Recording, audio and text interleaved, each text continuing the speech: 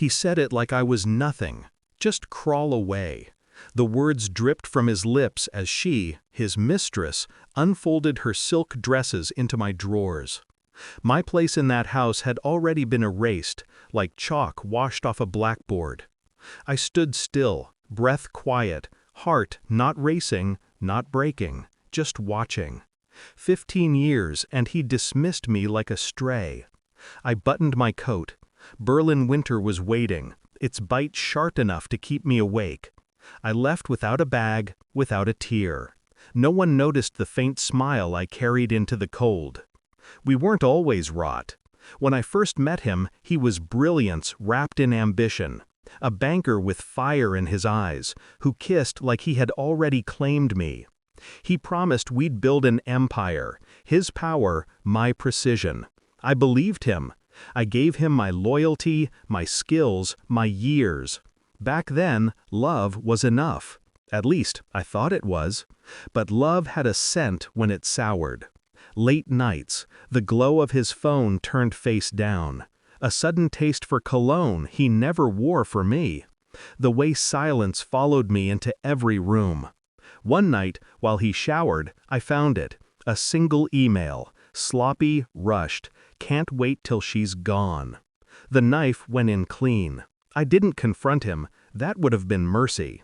Instead, I began cataloging.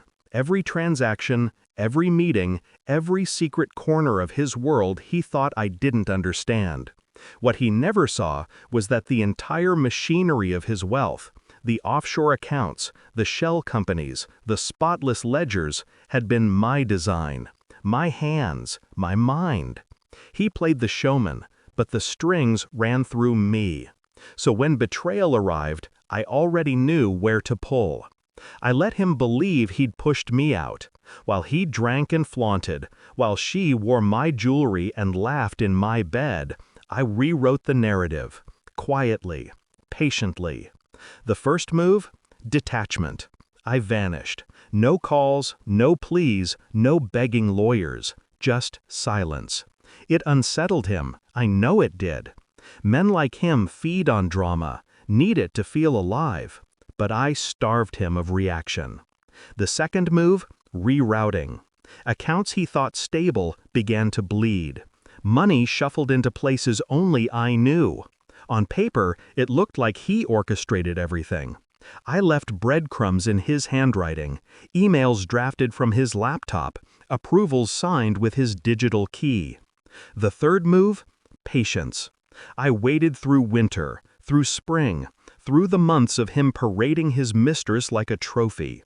I let him believe victory was his. All the while, I sat in quiet apartments, eyes on screens, fingers pressing keys that sealed his fate. Dawn broke the day it ended. His office, glass, steel, arrogance in architecture, shattered with a chorus of boots and commands. INTERPOL stormed in, black vests gleaming, rifles raised. He laughed at first. Of course he did. He thought himself untouchable. Then the folders hit his desk. Pages and pages of laundering trails, wire transfers, tax fraud, corruption, each arrow pointing to him. His signature on every damning sheet. I watched from across the street, hidden behind a coffee cup, as disbelief twisted into panic. He shouted, denied, turned to the mistress, expecting her loyalty. She froze like glass about to break.